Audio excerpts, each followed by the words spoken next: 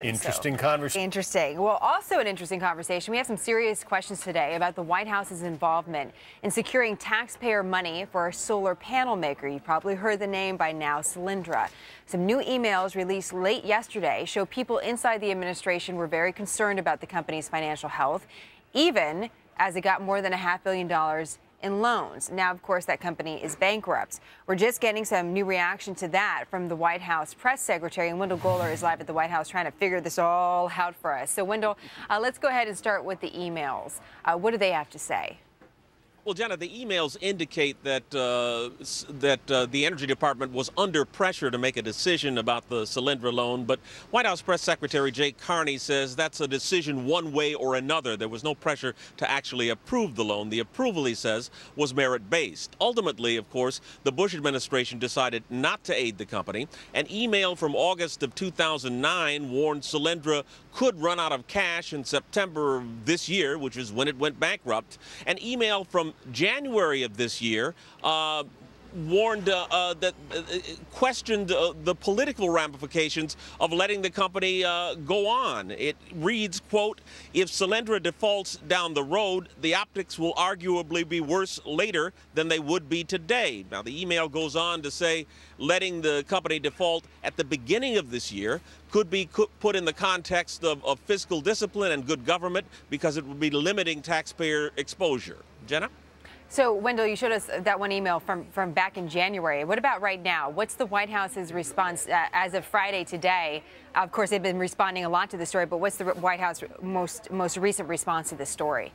Well, Jay Carney says that the administration knew that some projects were going to fail, that it was likely in any case. He says that's the nature of cutting-edge technology, but he says this technology is going to be developed, and the U.S. will either own it or we're going to have to buy it from someone else and be in the same position we are now of importing foreign oil. Here's a bit of what he had to say at yesterday's briefing. We never thought, and the Department of Energy never thought, that every investment would succeed. But that is not a reason to simply throw up your hands and say, never mind, let's let the Chinese own this industry, this field, or the Indians or the Europeans, and we'll just buy their products.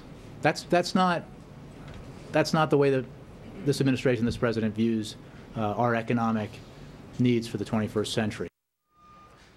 Carney says the president's going to continue to push the development of this technology. And it seems a broader question then is, if he wants to push it, is taxpayer money the right money to put at stake for it? There's a lot of questions to this, Wendell, and we'll continue to follow it. Wendell Goler live at the White House for us today. But on what the press secretary had to say, you know, Solyndra is not alone. At least 4 other companies have stimulus money and have had some major financial problems. It does happen in the business world. 2 of them were working on alternative energy.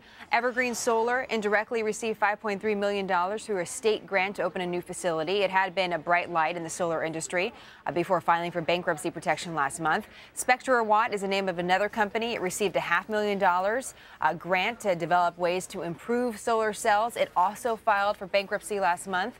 Mountain Plaza got $424,000. It filed for bankruptcy in June of last year. And Olson's Crop Service, an Olson's Mills acquisition company, also failed despite receiving $10 million after filing for bankruptcy protection. But we have to remember the economic times we're in as well. We'll continue to follow this Solyndra story and others and bring you up to date as we hear more.